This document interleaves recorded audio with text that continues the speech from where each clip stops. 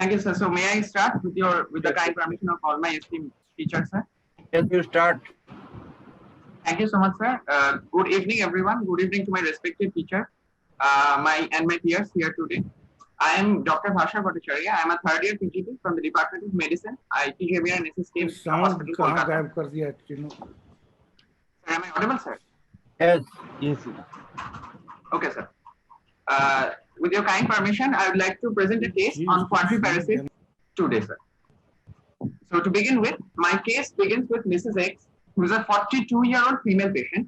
She hailed from Burdwan from West Bengal, and she was a homemaker by occupation.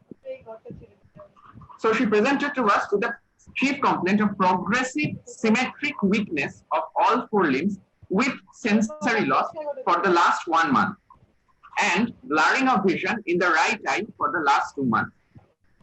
Moving on, to describe her symptoms, I am first going to describe the weakness. So the weakness began acutely 1 month back in right upper limb and then involved both the lower limbs and left upper limb within a total span of 48 hours. The weakness progressively increased over 2 weeks and then reached a plateau. And thereafter, the weakness started showing improvement during while in hospital admission. And the weakness was more in the lower limbs than the upper limbs. Also, the patient complains of both difficulty in getting up from squatting position, bending knees, as well as negotiating chappals. And in the upper limbs, she also complains of difficulty in combing hair, as well as buttoning and unbuttoning of garments for last 1 month. And she says that the weakness of limbs was associated with stiffness and paroxysmal involuntary painful spasms. However, she did not complain of any thinning of any muscle groups. Moving on to the sensory symptoms, the weakness was associated with numbness, loss of pain sensation, and insensitivity to heat and cold in all four limbs and trunk from mid-neck level downwards. There was also history of an ill-defined burning neck and trunk pain, which was present for the last 15 days. However, there was no history of any girdle-like sensation over the neck or trunk. She also presented with visual symptoms, and she gave us a history of insidious onset progressive blurring of vision in the right eye for the last 2 months. The blurring had, however, improved slowly over the present course of illness, spontaneously since the last 15 days. There was no history of color desaturation, eye pain, redness of eye, tearing, or itching. And there was no history of double vision at present. She also gave us some bladder and bowel symptoms, which was in the form of increased urinary frequency, urgency, and urge incontinence since the last 1 month. And history of urinary hesitancy and the sense of incomplete evacuation of bladder was also there for same duration. She complained that her bladder senses were impaired, and there was also a coexistent history of constipation for the same duration. Coming to the negative history, she had no history of headache, disorientation, convulsions, or loss of consciousness. No history of drooping of eyelids, facial pain or numbness, vertigo, syncope, vomiting, or any other history suggestive of any other cranial nerve involvement. No history of excessive sleepiness, hiccups, or nausea. No history of abnormal movements of limbs or twitching of limbs. No history of thinning of muscles of the limbs. No history of fever, weight loss, cough, joint pain, rashes, oral ulcers, or dryness of mouth and eyes. And she had no definite evidence of any high risk. It was very much significant in that she had a history of fever, holocranial headache, and binocular double vision, increasing on right lateral gaze 5 months before this present set of symptoms. She was therefore diagnosed as tubercular meningitis from an outside setup and started on anti-tubercular therapy from January 2021, which she was continuing currently, however, with poor compliance. Following which, however, the headache, fever, and double vision had improved. But there was no history of the similar set of symptoms that she had in this current episode in the past. There was no history of hypertension, diabetes, or any thyroid disease. Her family history was somehow insignificant in that she was married for 18 years and lived with her husband and had 2 children. There was no history of similar illness in family members. Her menstrual history was also unremarkable. In her personal history, she was a non-vegetarian with no addictions. Her sleep was disturbed. Her bladder and bowel symptoms has been described previously. And as I said, she had no history of any high-risk behavior. So if I may be allowed to summarize my history. Yes. A 42-year-old non-hypertensive, non-diabetic female patient presented with sudden onset symmetric quadriparesis for the last 1 month, progressive for 2 weeks, and then plateauing with subsequent improvement, along with muscle spasms, stiffness, and sensory loss for all modalities in all 4 limbs and trunk from middle of neck for same duration. He also had painless progressive blurring of vision of right eye for the last 2 months and had bladder bowel abnormalities for 1 month in form of increased frequency, urgency, and hesitancy. She had no history of altered sensorium, seizures, history of any other cranial nerve involvement, vertigo, syncope, thinning of muscle bulk, fever, joint pain, rashes, oral ulcers, hiccups, excessive sleepiness, or high-risk behavior. Her family and menstrual history were unremarkable. 5 months back, however, she was diagnosed to have TB meningitis and put on anti-tubercular therapy with poor compliance. Sir, shall I wait here. move further? So I will ask you. So what is your provisional diagnosis? And first you say Yes, sir. what can be the anatomical localization of the lesion and what type of lesion you suspect from your history. Then we will go for the discussion. Thank you, sir. Sir, so as I said in my summary, that the patient in our setup had presented with sudden onset symmetric quadriparesis for the last 1 month, which was progressive for 2 weeks and then plateauing. Along with this weakness, which was hololimbic, that she had proximal as well as distal weakness in all 4 limbs. Along with this, she had also sensory loss, particularly negative symptoms of numbness, loss of touch, pain, sensation, loss of touch, pain, and temperature, as well as bladder bowel symptoms.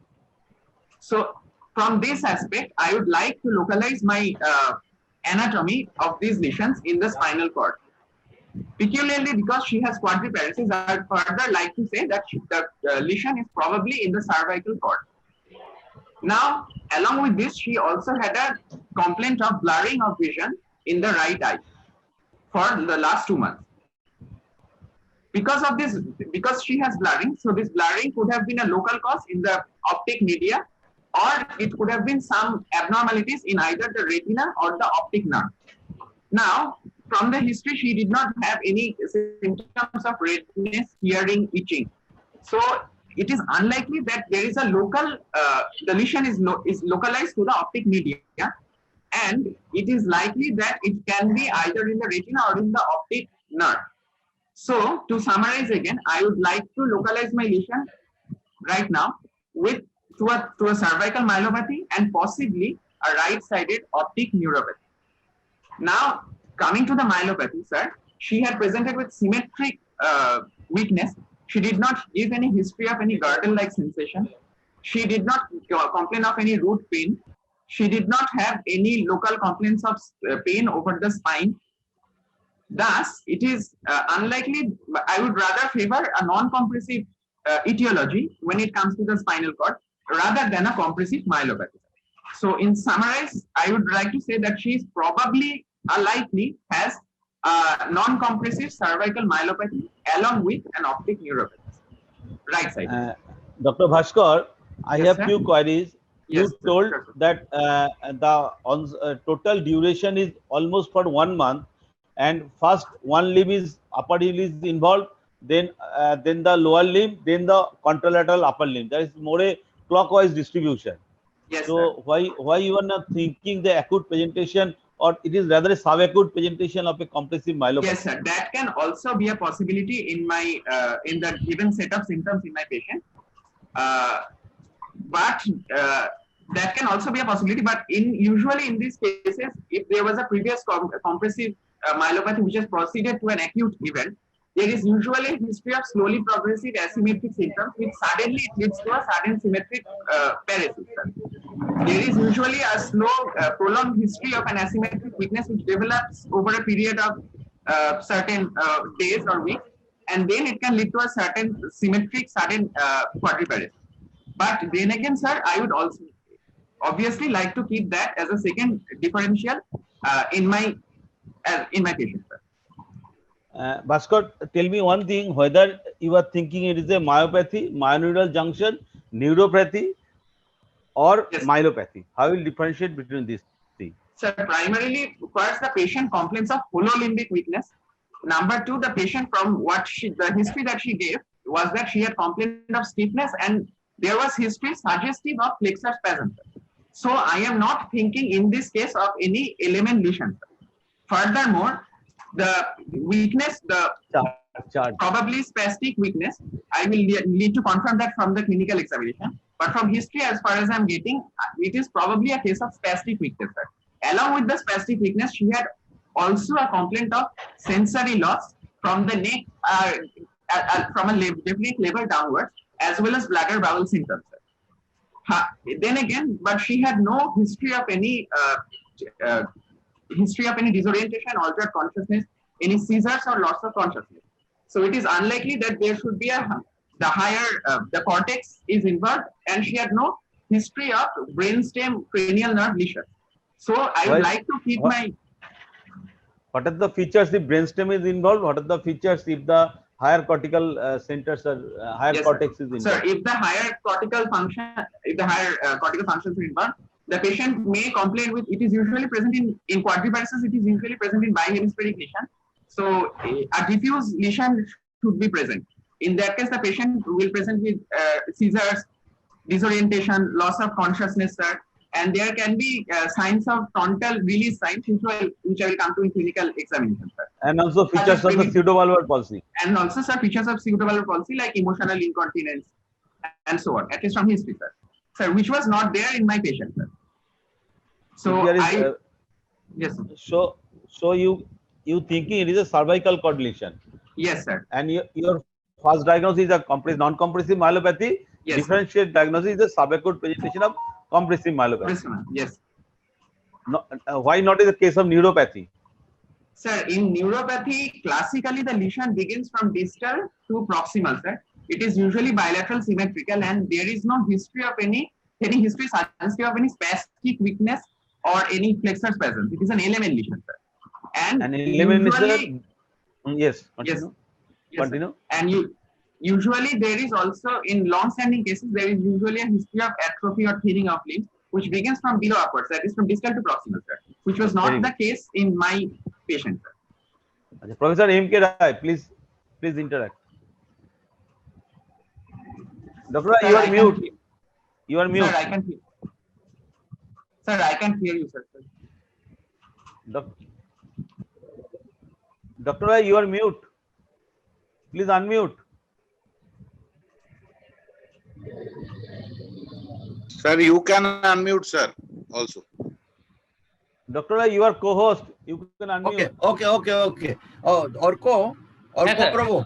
Yes, do you find any lacunae in the history, or it is okay for the MD students? Sir, it's a very well taken, well presented history. One thing I must say that when we are approaching a case of a quadriparesis, we should also keep in mind about he has a very well taken history of the limb weakness, but we should also keep in mind the history of any truncal weakness, whether he or she had any difficulty in rolling in bed, or she needed any support in getting out from bed. Because in assessing any root lesions, suppose in some polyradiculopathy, we may get such weakness. So this is one point in history which should have been mentioned. Right. So that is a very important thing what he has mentioned. And Bhaskar, can you tell us if the patient has got a problem in the truncal muscle weakness? Where is the likely lesions? What is the likely chance of lesions? Anatomical lesion? Sir, yes, sir. Sir, it can indicate a radiculopathy, sir, in this case. Right. Very much. Or a root lesion, if there is any difficulty in lifting your, rolling the side in the bed or getting up from the bed, is any cervical lesion can cause any truncal problem? if there is Yes. any problem in the cervical region, can there be any problem in the truncal region too due to the cervical region involvement? Yes, Am I sir. There clear to can you? be problems, sir, in the cervical, upper So cervical cord. it could be radiculopathy, and also Yes, in sir. the cervical lesion, we can get Yes, the sir. problem in the truncal region. Yes, So sir. these are the two things maybe sometimes the examiner asks. Yes. Now I will ask Dr. Mugundan is here, Professor Mugundan is here. So, sir, can you like to make a comment at this stage? Yes, sir. Sir, he has presented very well. I think it is a spastic symmetric quadriparesis with almost all modalities of sensories are involved. He didn't say at from the middle of the neck, he says, and also there is blurring of vision. So probably a bilateral pyramidal tract involvement at the cervical level, and also the sensory tracts at the cervical level, both posterior column and spinothalamic tract. And in addition, patient has got anterior to chiasmal pathway because it is unilateral vision loss. So probably a right optic neuritis with their cervical myelopathy. Any question to the presenter? Have you got any question to the presenter? Please put question to present. Yes, yes. Okay, I have got a question to Vashar. Yes, Vashar, sir. you have told it is a cervical myelopathy, Yes, sir. non-compressive cervical myelopathy you have told. Yes, sir. And always you like to exclude a compressive pathology, even if it is a non-compressive. But in neurology, it is a Yes. dictum that one should exclude the compressive pathology too. So Yes. anyway, can you tell me which region of the cervical area is involved? It is the R5 cervical cord or lower cervical cord? What is your idea about this? In my patient, sir. Foramen, Yes, yes. I am asking Yes. you, Bashar. Can you Yes. tell that whether it is the upper cervical cord or it is somewhere else in the lower region of the cervical cord? What is your from the history? What is about Yes, the the- respiratory? What is about? Is the patient have you taken the history of any respiratory problem in this case? Yes, sir. She did not give any problem of any sort of any respiratory distress, sir. But I confirmed it with my clinical examination where I counted the single breath counting Right. test. I'm Yes, not sir. going to clinical examiner. sir. What I'm Okay, telling, sorry, sir. he did not. From the Why? history, Yes, sir. What is the significance of asking this respiratory problem in cervical cord lesion?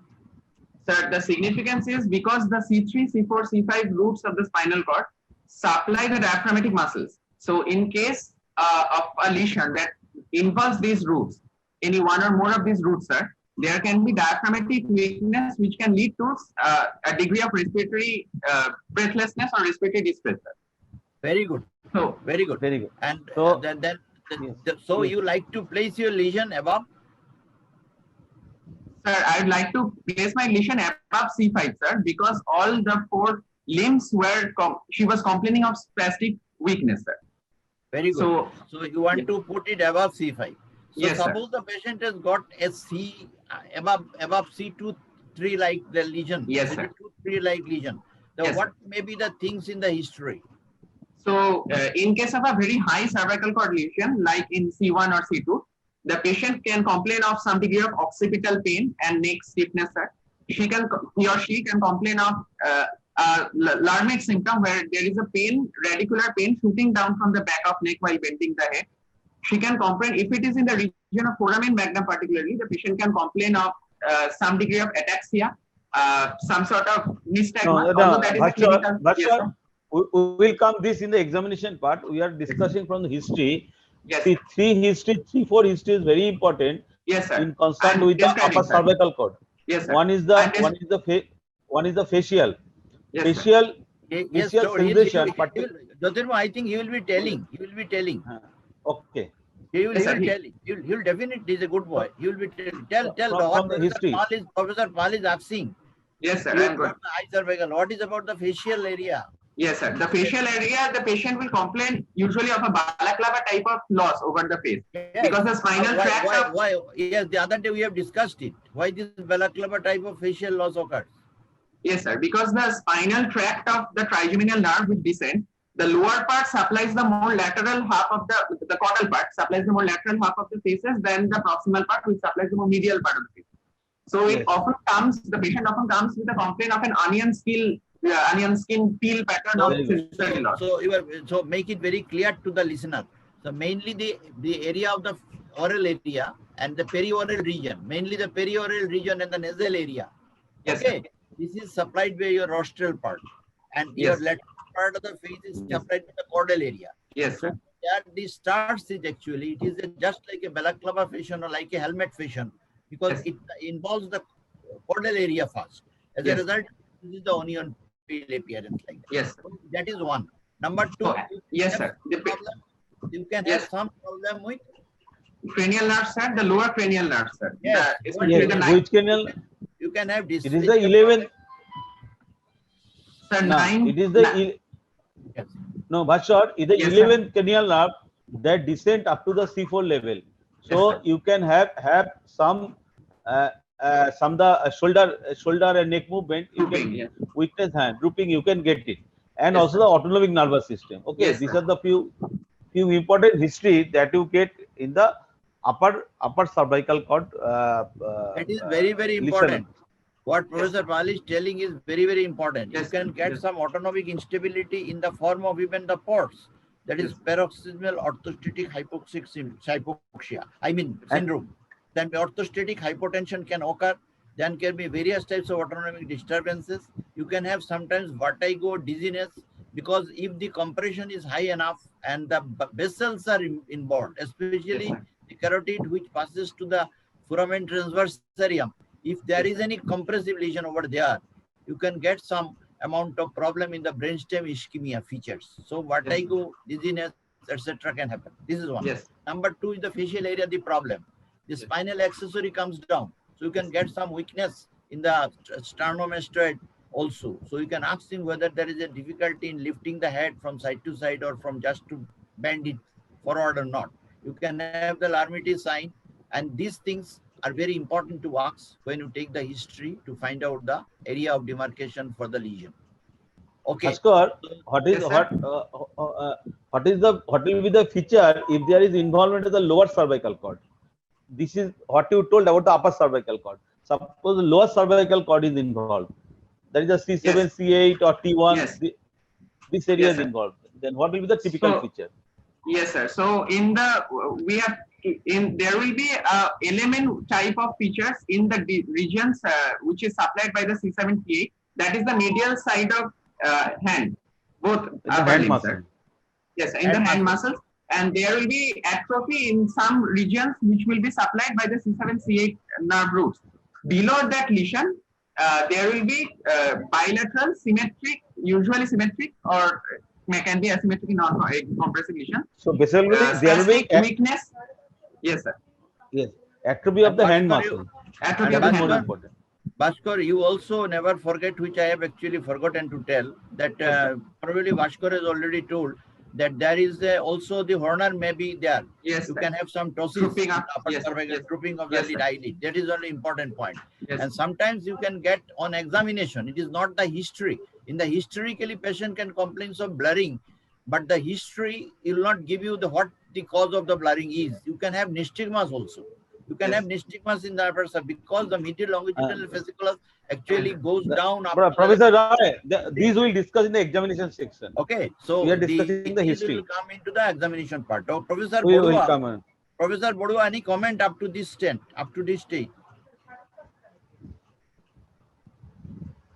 Sharup, Dr. Sarup Bodua. Sharup, unmute yourself. And now, can you hear me? Yes, Yes, yes, yes, very yes. much, very Very much. clear, Please very come. clear. In the history itself, because it is a acute onset basis, so one should take history of vaccination or not. Fever, vaccine. Very important point. Sir, she was Unlikely sensory and bladder bowel involvement is there. But still, I would like that blurring of vision, because some of the neuropathies, those are like Miller-Fisher syndrome. Yes. This is the involvement of eye as well as the peripheral nerves. But anyway, neuropathy is slightly unlikely because all modalities of sensory sensation is lost, as well as the bladder bowel. Otherwise, an alarmic sign, because in cervical cord lesion, we are thinking alarmic sign elicited. Thank you. Yes. Thank Thank you, you, Dr. Professor. Boru. Now we come Let to him Professor proceed. Soumitra Ghosh. Yeah, Yes. oh, Soumitra is there. Okay. Okay.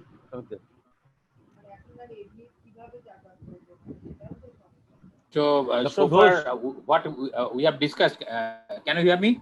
Yes. Yes.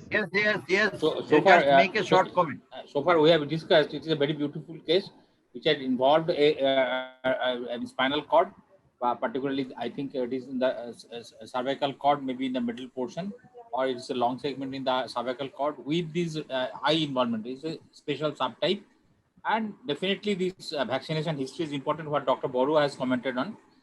And let's see what is there in store, because this particularly this new, I mean, this myelitis optica is a special subset, and we'll have to see is what kind of, I mean, NMO spectrum disorder can come in the future as a diagnostic modality. So let's see. Let's come the examination part. So Professor Rai, you can continue. Thank you, Professor Ghosh. Thank you, Professor Ghosh. Before Thank you, going to that thing, Dr. Rai. I am coming to Orko for a few important issues for the recapitulation of the student. Let me, so Dr. Orko. Yes, please, sir. Previously you also explained the dermatomes. Now the upper limb dermatomes, explain to the student, and you tell why false localizing sign often found in cervical myelopathy. Sir, the dermatomes are from the C5 to the T1, if we go like this. So in the totally lateral aspect, if we come from the C5, then comes the C6. Actually, there are show in your own arm. To, in your own arm, yes, you sir. show to the student. Sir, this part would be the lateral part would be the C5, the lateral part of the arm. Then it extends into the C6. Then if we go, that the thumb over here is supplied by the C7. Then comes the middle finger, and it's supplied by the C8. And the ulnar border, from the ulnar border of the little finger, it comes to the T1 up to the middle side of the elbow. Then a small patch over here is maybe supplied by the T2 part also. And I think it can be little modified. Yes, sir. I mean, some kind of overlapping is there. I think Professor Rai is there, and he's the final judge. In the supraclavicular region is a C3, C4, and yes, the occipital is C2, and C2. supraclavicular is C3, C4. So in the chest, C4, and here T3, T4 will come closer. So very Orko, I like to a little bit clarification. I want to make. It is to be modified. See here the deltoid is here, so that is considered to be C5. C5. Okay. Yes. Back of the head, he has already told about the C2. Okay. Now the deltoid is C5. C6 you classically this is the finger thumb. Thumb is the C6. Middle finger is C7. This is little finger is C8. Then this is C8, T1. This portion sometimes T2 comes, T1 and T2. Nipple is T4. This is a very important. This is T4. So this is the way you have to go down. So I think and another important landmark we started the other day we discussed the T10 is a very important. That is the umbilical region. Inguinal is L1. It's a very important. This, inguinal inguinal area. And dual limb we have already discussed. So these are the areas one should know because they can ask you in the time of examination. Before going to the case, Dr. Rai, Professor Pal. Yes, please go ahead. You just try to recapitulate one thing, asking the student. I think Bhaskar should tell how, before you enter, how to distinguish between compressive and non-compressive. Yes, this is very important. Bhaskar, Question Yes, is sir. how will differentiate between the compressive myelopathy versus non-compressive? If it is compressive, whether intermedullary or extramedullary. If it is extramedullary, whether interdural or extradural. Just to recapitulation for the student to explain. Yes, sir. So first, I would like to distinguish between non-compressive versus the compressive myelopathy, sir. So in compressive myelopathy, usually the onset of the weakness is gradual and asymmetric, and in non-compressive myelopathy, it is usually rapid and acute onset and symmetric from the very beginning, sir. Number two, there is usually a history of a definite girdle-like sensation and a definite sensory level in case of compressive myelopathy, and usually there is no history of any girdle-like sensation or root pain or any definite sensory level in non-compressive myelopathies.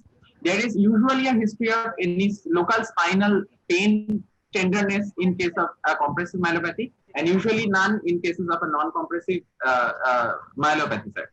There may be on examination, there may be certain angulation and gibbous present, and from the history, sir. one important word you must have to use in compressive lesion. There is Yes. sequential involvement. This Involvement of- particular word yes. you use, sequential involvement, is Yes, very sir. important. It is non-selective. Sequential involvement. Whereas Yes. in compression, it is always selective. Selective.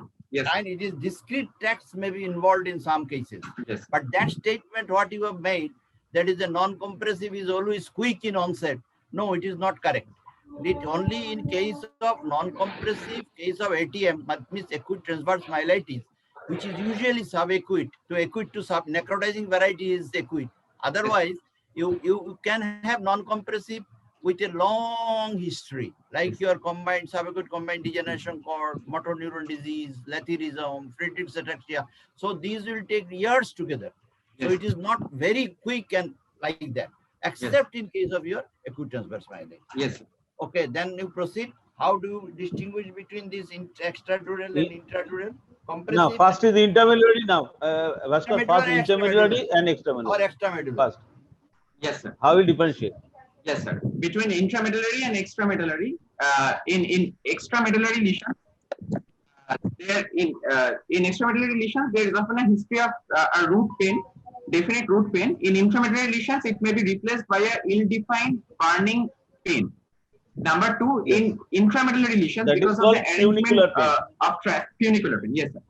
In coming back, if between in intramedullary lesions, the weakness is often descending in type, whereas in extramedullary lesions, the weakness is often ascending in type. From the same, Bhaskar, make it simple. In extramedullary lesion, first because of sacral fibers laterally, so And- that is why the distal limbs are coming fast, gradually Yes, sir. coming to the upper limb. Whereas inside is the cervical, so in intermediary, first the upper limb, then is gradually going to the lower limb. yes, Okay. sir. And in So intermediary, bowel bladder and autonomic function will be affected first, early, followed yes, by sir. sensory motor. In extramedullary, motor sensory, folled by autonomic function. And posterior Yes. column will be affected late in intermedullary, posterior column will be affected early in extramedullary. Yes, sir. Okay. Can I make a small request? Yes. So 3 overseas friends are there from UK. One is Professor Singhal, one is Professor Parthurai, and one is Dr. Rahul Dev Sarkar. So can we add them Yes, in the also- panel? And so, yes. Also make them join as a panelist. Make them co-host. Dr. Parag Singhal, Also. Dr. Rahul Dev Okay. Sarkar, and Professor Parthurai. They are from UK. They Yes, have joined yes, us, yes. and we'll be happy Yes, to yes. have their interaction. Yes. I already instructed.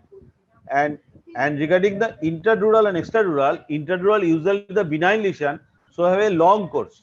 Yes, But extramedullary, extradural, acute or subacute, trauma, tumor, tuberculosis, 3 common etiology. Yes. So Yes, there will be more root pain, more Yes. gibbous, tenderness Yes. in the bony area, Yes. spine. This will be present. So this is the Yes, sir. common. So now Yes. another very important One history point I regarding. like to add, Jyotirmoy, Yes. just one point Yes. you add.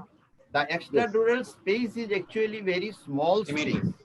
Yes. So as a result, the paraparesis or quadriparesis, whatever you can say, in extradural lesion, it becomes symmetric earlier than that of your compared to those of intradural lesion. Intradural, it takes long time to become symmetric, but extradural Yes. space is very small, so it becomes Quickly Symmetry. quickly Quickly becomes symmetry. So now we are coming to Professor Chatterjee. Professor Chatterjee, regarding the sensory symptom in cervical myelopathy has some typical different type of dissociative anesthesia we get. Can you explain to the students what are the different type of dissociative anesthesia we see in neurological practice? Yes. Now, dissociative sensory loss can have a typical pattern where there are a dissociation between posterior column sensations and the spinothalamic sensations, and a number of conditions can lead to this. Bashar and all the students are aware of that. I'm just repeating. One is syringomyelia, as we know, where the posterior column sensations are preserved, but the pain, temperature sensations are lost early. But there are also other conditions where this may happen. One of them is the lateral medullary stroke or lateral medullary syndrome, where you can have a contralateral loss of spinothalamic sensations of the body, and ipsilaterally in the face, because of the involvement of the spinal nucleus of the trigeminal, you get a loss of pain temperature. But again, you don't get loss of fine touch. Apart from this, we have the case of anterior spinal artery thrombosis, where again, the posterior column sensations will be intact, but the spinothalamic will be lost. Also, another entity like the Brown-Séquard syndrome can be mentioned in this list. Okay, over to sir. Yes, there are few other example of the dissociative anesthesia. One happens in the that I told that in case of trigeminal, because of the touch sensation processed directly in the medulla, but pain and temperature descend, then go up and join in the medulla as a trigeminal lemniscus. So in the upper cord lesion, there will be loss of pain and temperature loss in the face, but touch will be preserved. Another very interesting is the parietal lobe lesion. There may be position sense will be more deranged than the vibration sense. So parietal lobe lesion, so there will be loss of position sense, but vibration sense will be more or less preserved. So these are the again can also happen in diabetes also. Vibration sense is more lost in peripheral neuropathy rather than the position sense loss. So these are the same can happen in stapes dorsalis also, though nowadays we don't see the dissociation between the position sense and the vibration sense. So in neurology, there is a different modalities of dissociative anesthesia is present. And so Dr. Rai, may we proceed? Another Yes. two things add Jyotirmoy, Yes. that is the your Yes, yes, very good. amyloid neuropathy, and as well as your sometimes you can come across in leprosy. Leprosy. So that is very important. Students should remember, because there is a dissociation of the small fiber and large fiber. So that these are the conditions: diabetes, amyloid, leprosy. These three things should be told. So these are the ways center to the periphery. These are the ways of dissociated sensory loss as described. Nicely described. I think he should proceed, or shall Yes, we? yes. Ask, yes. Then we will ask question from Dr. Partho Ray and other people from Liverpool when they come to the. I mean, after examination, we will ask. No, after examination we'll come to them. So Dr. Shomita Ghosh, make them co-host. Dr. Ghosh, make them co-host. Partho, proceed. Yes, sir. I am not the co-host, so I cannot add them. No, you can add. I make you co-host. Okay, You see, I have make you co-host. You can make them co-host. Okay. Partho, you proceed. Yes, sir. Sir, you proceed. Yes, sir. Thank you, sir. So, to move on, I kept my anatomical localization as well as described. It was a spastic weakness. There were sensory symptoms, and there was no history of mental obtundation. So, it was likely a cervical myelopathy with a query optic neuropathy, which I will be able to further elucidate in my clinical examination. So, as the discussion proceeded, so it was we thought of a non-compressive myelopathy, or as a second differential and acute presentation of a compressive myelopathy. Then what about the etiology? So for a non-compressive myelopathy, because the blurring of vision as a subset had improved slowly, spontaneously, and it was a sudden onset weakness, we kept demyelination as a possible etiology. And among these infectious, parainfectious, connective tissue disorders, primary demyelinative syndrome, And as another differential, a possible vitamin D deficiency could also be present because of optic atrophy, possible optic atrophy and weakness. As a second major differential, because we also thought of an acute presentation of a compressive myelopathy, and as sir respectfully said, that we should always keep a compressive etiology in mind before we think of a non-compressive etiology, as the ADM in neurology. We also kept a port spine with a fracture dislocation of vertebrae or a cold abscess compression as a second difference. So moving on to the examination. So coming to the general. Just go to the previous slide. So Orko, do you think this is okay? Sir, actually, they are almost correct. But one thing I must say that in the case of multiple sclerosis versus NMO, usually multiple sclerosis to begin with has a unilateral optic neuritis, and in NMO there may be together the two optic nerves may be involved together, or there may be sequential involvement. Another thing, in metabolic vitamin B12 deficiency, the presentation is very acute in comparison to the presentation found in vitamin B12 deficiency.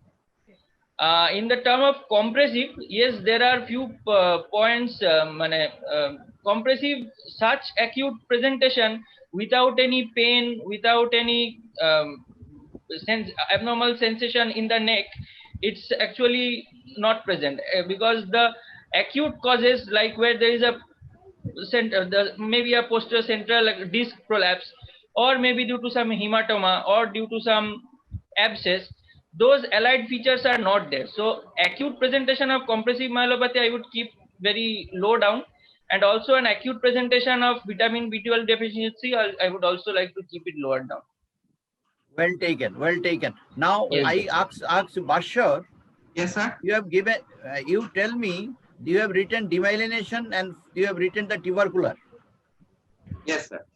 So tubercular demyelination, what is the mechanism? How the tuberculosis cause demyelination? That is the most important thing, especially when you think in terms of paraplegia or quadriplegia. Yes, sir. So in tuberculosis, is it very common? Number one. Yes, sir. It is a very unlikely phenomenon, because most of the cases of tubercular involvement of the spine are due to direct bacterial invasion from the bone itself into the spinal cord, or a granuloma formation, or an arteritis, which can cause local ischemia of the cord. Having said that, there are case reports where it has been shown that transverse myelitis due to an autoimmune phenomenon, that is a demyelination, can occur because of an abnormal immune response to the tuberculin protein, particularly if the patient is on ATD and his immunity is improving, which can lead to an autoimmune reaction against the tubercular protein. So given the scenario in my patient, although it comes lower down as a differential, but given the presentation in my patient where she had a case of meningeal tuberculosis and she was on ATD for quite some time, albeit with poor compliance, I'd still like to keep this as a differential in my patient, sir. Thank you. Very good. Now the thing is, one thing I like to only add, this is a very, it's a very important things to know, that in tuberculosis, the way of spinal cord involvement, maybe the four things you have already told, how it can be involved. It can be an abscess, it can compress, it can be a port spine, it can be a fracture, it can be tubercular arteritis. Now regarding the demyelination, my point is, one point you are very much right, that one is an immunological mechanism. And number two, never forget one thing, that is that tubercular bacilli itself can invade the blood vessels, and that they itself can cause some necrosis of the spinal cord. So that is the very rare case reports. There are few case reports all over the world. So these are the two ways you can have demyelination in tuberculosis. Thank you. Proceed. Thank you, sir. So I'm moving on to the examination of the patient. So very coming good. to the Proceed. Yes, sir. General Yes, sir. So in general examination, the patient was alert, conscious, and cooperative, oriented to time, place, and person. Her GCS was 15 by 15. Her build was average. Her weight was 56 kg, height 155 centimeters, and her BMI was 23.3. How you have measured weight? Sir, I did it from the record, sir, because I could not make the patient stand. So I noticed the last weight I got in January. Yes, sir. Okay. Yes, sir. So her facies was normal, her decubitus was supine. She did not have any pallor, cyanosis, icterus, clubbing, or edema. No distended neck veins or any lymphadenopathy was found either in the cervical region or anywhere elsewhere. She was afebrile at present. Her pulse was 90 per minute of regular rhythm, normal volume, with no special character, no radioradial or radiofemoral delay, and all pulses were equally palpable, bilateral. Her blood pressure was 126 by 80 millimeters of mercury, and there was no postural drop. How we have measured the postural drop? Sir, I could not measure, I could not make the patient stand up, so I made the patient sit up with help for 3 minutes, and then I measured the BP after the patient was in supine position. From supine, I made her sit up, and yes, sir, but there was a back. Why you have measured the postural drop? Because, sir, there could have been, like I said, like it was discussed in cervical myelopathy, particularly in upper cervical cord lesion, there can be some autonomic disturbances, and we also, as a routine evaluation in all neurological patients, we should check for a postural drop of BP to exclude autonomic dysfunction. See, Bhaskar, it is not very easy such a quadriparesis patient to for the stand up, maybe with the help, and to measure the postural drop. Rather, in such a patient, we should explore other avenues to assess the autonomic dysfunction. That will come later on. What are the modes of examination of autonomic dysfunction? Will come later on. Okay, proceed. Yes. So coming to the neurological examination proper, her higher functions were normal, her memory and speech were normal, she had no meningeal signs at present, her spine and cranium was normal, and her height to neck ratio came to be 11:1. Please stop here, Steve. Sorry, now I request Professor Chatterjee, the neck examination when a student is describing a cervical myelopathy, neck examination has a immense importance. So, how the student will examine the neck is the anthropometric measurement, number one. Number two, he told no meningeal sign. So, so regarding the neck rigidity, what is the method of examination of the neck rigidity? And from the three conditions, Parkinsonism, meningitis, and spondylitis. In three conditions, there will be neck rigidity, and how we will differentiate between the conditions. So, two issues you explain to the student. Professor Chatterjee, please. Yes. Actually, during general examination, we examine certain things in the neck. However, in neurology, there are certain extra aspects which you should keep in mind.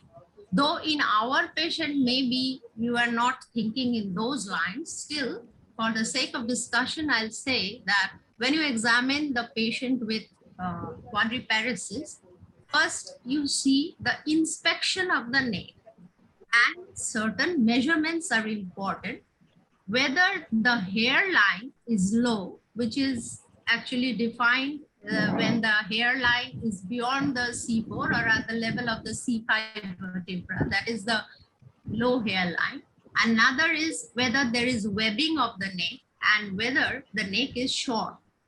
Now, short neck is said to be present when you have made a ratio of the height is to the length of the neck and it exceeds beyond 30.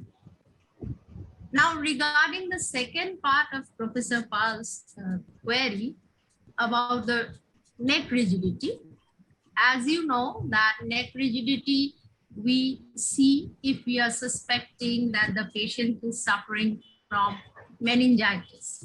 In that case, if you try to put the hand beneath the patient's head and make his chin touch the chest, if you attempt that, there will be a resistance because the extensor muscles are more rigid. Whereas even in a patient who has cervical spondylitis, there can be rigidity.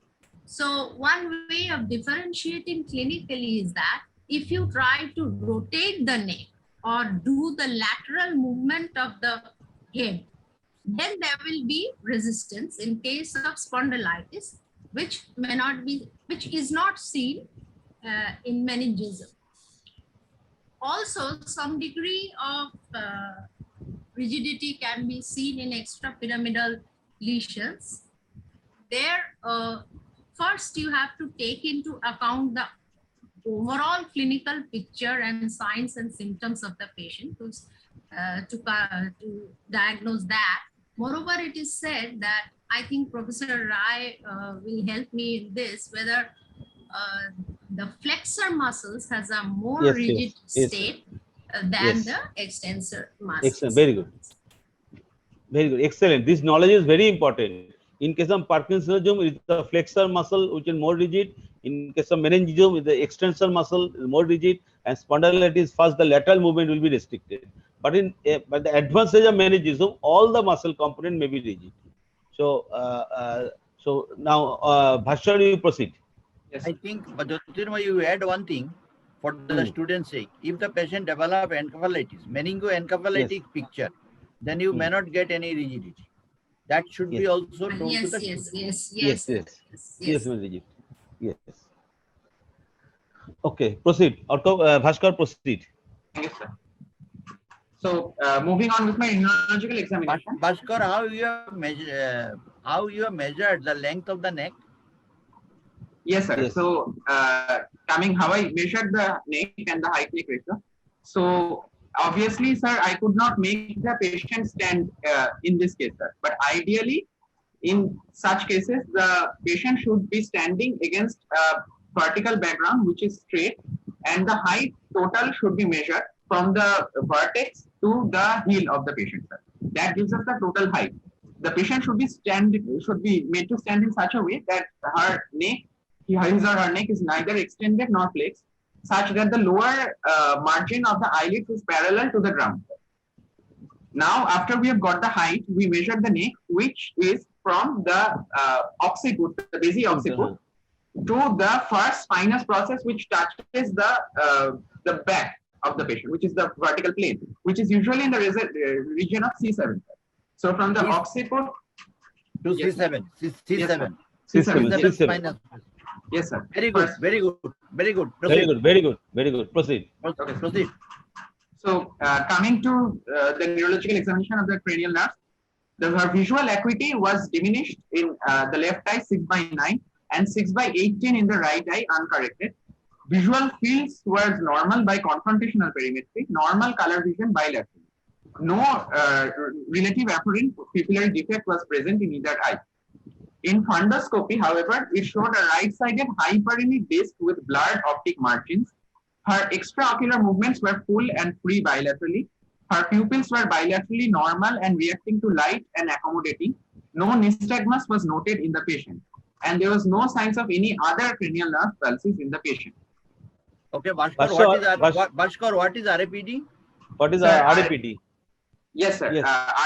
Yes, sir. RAPD is relative apparent pupillary defect, which is usually an early sign of an optic neuropathy in a very early stage. It's a very early marker of optic neuropathy, sir. It's the So, partial nerve damage. With a partial nerve damage, sir. So with an RAPD, sir, it is, sir, shall I explain how to test Yes, for yes. Suppose, Bhaskar, suppose in right optic nerve is partially damaged. Okay. In my right optic nerve is partially damaged. Now we proceed. How we will examine. Sir, first I would like to illustrate briefly the anatomical basis of this reflex. So, sir, the afferent goes via the optic nerve. It passes through the optic tracts and it enters into the pretectal nucleus, where it innervates the bilateral Edinger-Westphal nucleus, and from there the efferent nerve is carried by the third nerve, which connects to the ciliary ganglion, and from the ciliary ganglion, the short ciliary nerve supply the constrictor muscles, pupillar constricting muscles bilaterally. So the Yes. afferent limb of this reflex is formed by the optic nerve, and the efferent is formed by the third nerve. So coming to normally, sir, when I'm testing for RAPD, I take a patient to a semi-dark room, and we use the swinging flashlight or the torchlight test, sir. So when bilateral eyes are normal, what happens is when I test for RAPD, when I shine a light in this eye, for example, my right eye, there will be both direct and consensual constriction of both the pupils, sir. Because, and the same process is repeated when I take it to the other eye. However, in RAPD, sir, if this eye is normal, sir, when I'm flashing my light in my right eye, there will be both direct and consensual constriction in both the eyes. However, when I take the torch over to the diseased eye, that is the eye where I suspect that RAPD might be, because the afferent limb of this reflex is disrupted, the pupils will, from a constricted state, will either stay that way or not constrict further, but and can also dilate further. Plus, This the explains why. consensual. Orko, Bhaskar, you explain why when you are putting flashlight in the abnormal eye, Yes, sir. eye having the partial damage of optic nerve, the pupil instead of the constriction rather dilate. That is the issue. Yes, sir. Because, sir, there is partial optic nerve damage, sir. So, in Yes. a case of RAPD, sir. So, Yes. when I'm shining a light in the diseased eye, sir, the afferent limb of this reflex is being lost, sir. So, the pupil, even though the light is shown and the light is shown, there is no constriction of that eye, as well as there should be no consensual response of the other eye, because the afferent supplies both the efferent limbs of the loop bilaterally, sir. So, instead of Bhaskar, just I add one line.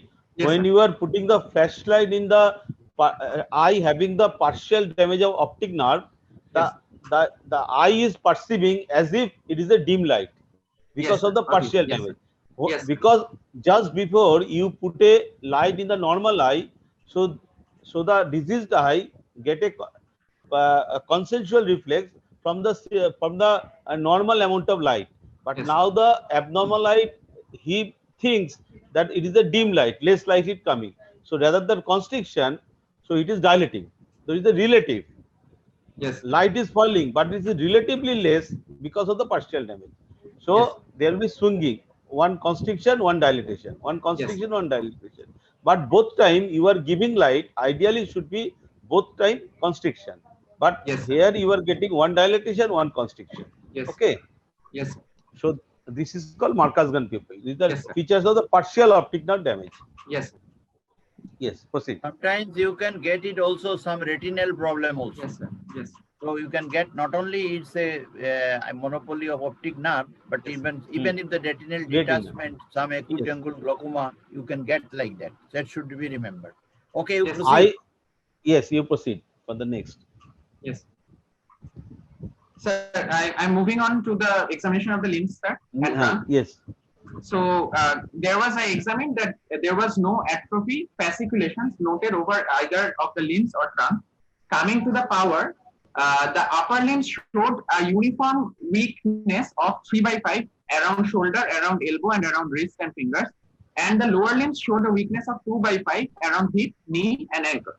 The tone, however, was increased in all four limbs with no ankle or knee clonus. Coming to the reflexes, the deep reflexes showed that the bilateral biceps, triceps, knee, and ankle jerks were exaggerated. The superficial reflex in terms of the abdominal and perianal reflexes were absent in the patient. The plantar response was, however, bilaterally extensor. In the sensory examination, there was reduced senses of fine, crude touch, pain, temperature over all four limbs and trunk, and lower limbs were more affected than the upper limbs in this case. The joint position and vibration sense was also impaired up to bilateral clavicular acromion process. The sensory level was therefore elicited at a level somewhere in the mid of neck corresponding to a level of C4. The cerebellar signs could not be tested in this patient. In the autonomic system, the bladder bowel, as I said, she complained of urinary urgency, frequency, nocturia, as well as some amount of hesitancy. The pulses showed that there was no irregularity and there was no tachycardia or bradycardia noticed. As I said, there was no postural drop of blood pressure, and she did not complain or give any history of inappropriate sweating. In the other aspects, there was no evidence of any Horner syndrome in my patient, no frontal release signs, the jaw jerk was absent, and the single breath count of the patient, as I said, was 18. Hold there, Bashar, hold there. So now I'm coming to Dr. Orko. Dr. Orko. Yes, sir. Yes, sir. Last day you beautifully explained two clinical methods, one plantar and one something else, I forget. So today, regarding the vibration sense examination, there are some pitfalls in examination of the vibration sense. Can you explain to the students? Yes, sir. How to proceed for the vibration sense and what are the pitfalls, common Yes, sir. mistakes? Actually, vibration, most notably, we know that it's carried by the large fibers, and then they travel to the posterior cord. So, when using for a vibration sense, we should usually have a tuning fork with us. And one thing we have to explain to that patient that this is a very common mistake, that what is the vibration.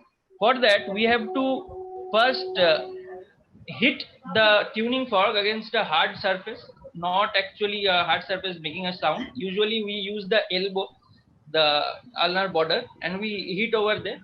And then we have to place in a suspected normal area of the patient, like suppose in the forehead, a little to the side, and to explain him and understand this is not the touch we are asking, that this is the Excellent. actually the vibrating of the tuning fork you should be sensing. Very good. Then- Very important. Yes, sir. After we are sure that patient has understood about the vibration, then only we can go for testing. So what should we do? We should go totally distally, and actually from distal to proximal we should come, tracing the bony landmarks.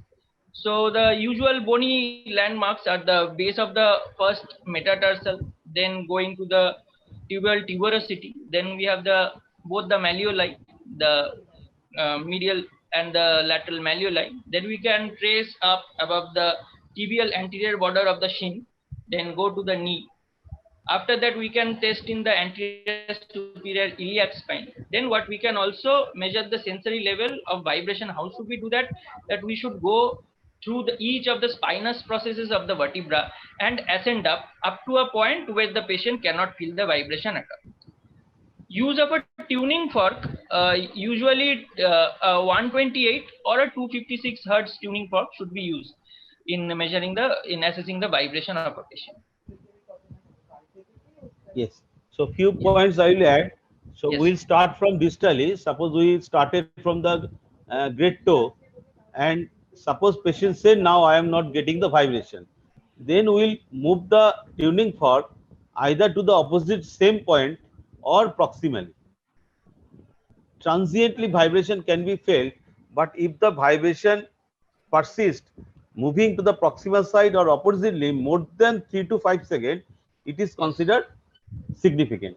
Or transient just feeling of vibration is not significant, but if it persists more than 3 to 5 seconds in the opposite limb in a similar position, then it is can be told that the previous limb vibration sense is impaired. This is one important. And if you get the sequential loss, suppose you are getting up to the medial malleolus vibration loss and above it is present, more suggestive of the peripheral neuropathy. But if you get the whole limb is lost from a certain point, that suggests more of the myelopathy.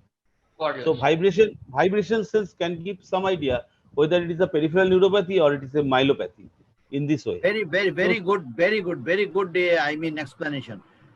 So, in other words, what Professor Pal was telling, this is one of the way to find out the level of the lesion in compressive myelopathy. Yes. Okay. So you go Yes. from below and up, and at the level of the D10 or I mean vertebra, maybe D7, there is a loss of vibration from D7 onwards. So probably We can there get is a bend some- up. Yeah. So Yes. then with a bend, so you can make out the lesion is where is the situation of the lesion. This is one important. Now a very funny question, very interesting question. One examiner was there with me for a long time. I was an examiner, of course. So he asked a question to the student that what are the uses of tuning fork and what other condition you can use the tuning fork. So your answer should at that time, the student told one or two. I think the very interesting. You can use the tuning fork for your Renis and Weber.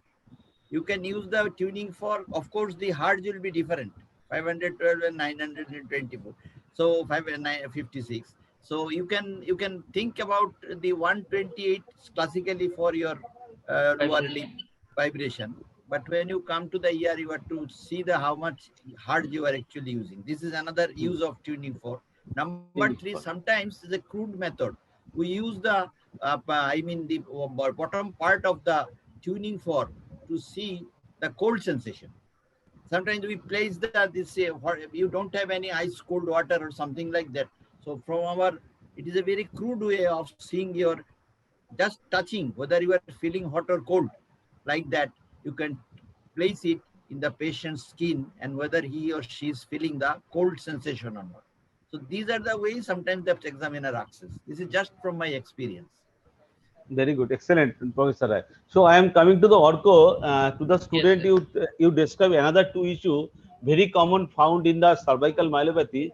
One is the crossed hemiplegia, and another is the clockwise development of the weakness.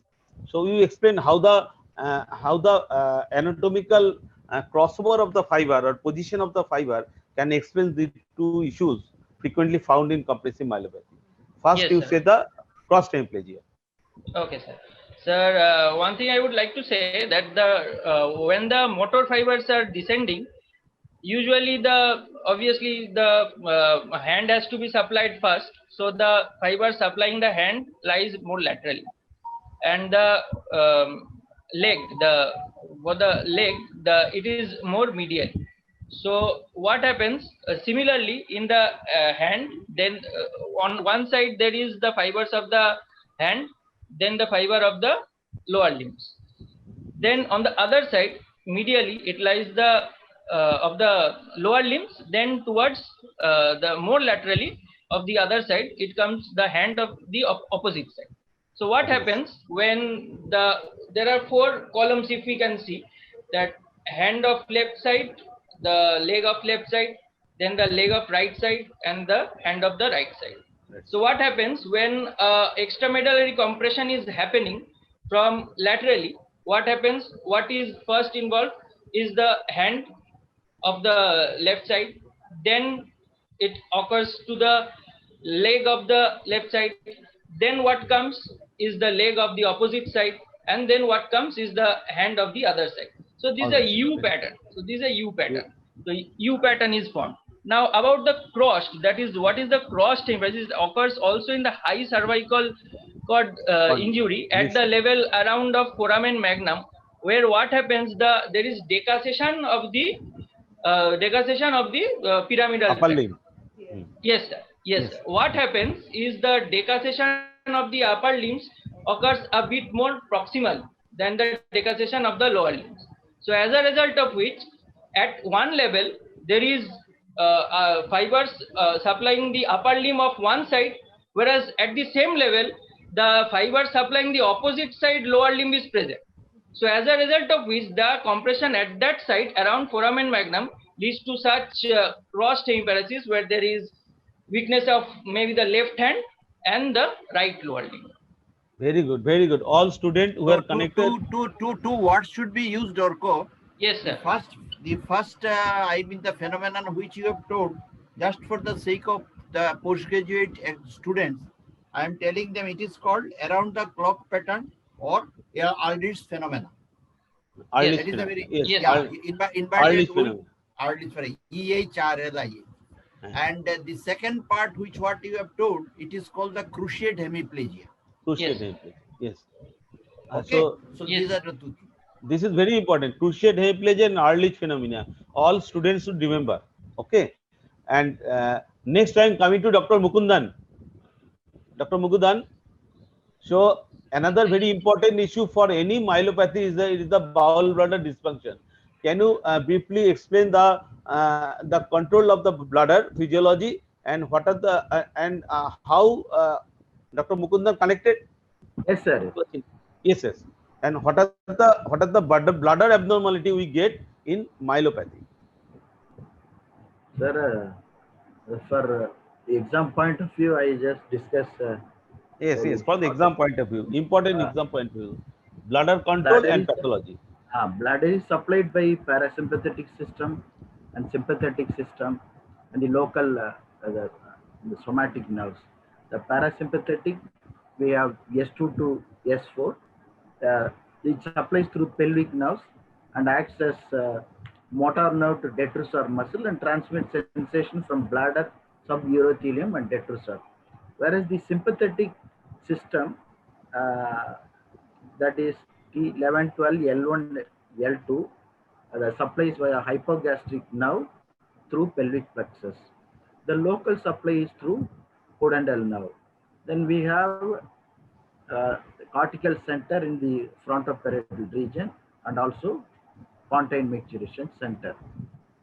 So what happens if the bladder fullness sensation passes through pelvis and pudendal nerves via S2-3 spinal segments to periaqueductal gray matter, and this mediation is to the median pontine micturition center, which in turn signals the detrusor center through pelvic nerves and the bone of nucleus to the pudendal nerves. So the medial pontine micturition center is inhibited by the cortical center until it socially appropriate to void. The sphincter and detrusor have reciprocal activity, thereby leading in filling and voiding.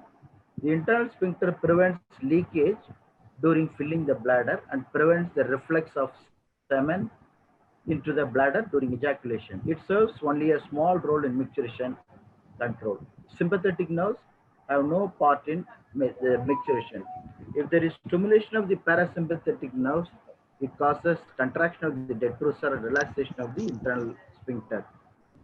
Whereas the sympathetic, which causes relaxation of the detrusor and contraction of the internal sphincter. In the type of bladder, we come across clinically only 5 neurogenic bladder. We have 1 cortical uninhibited bladder and 2 automatic bladder, 3 autonomous bladder, 4 motor paralytic bladder, 5 is sensory paralytic bladder. So even in this case, we did not discuss about the localization of bladder in the history. So in case of cortical uninhibited bladder, which occurs in strokes and other conditions, where we have to look 3 or 4 points in the history, we have to ask.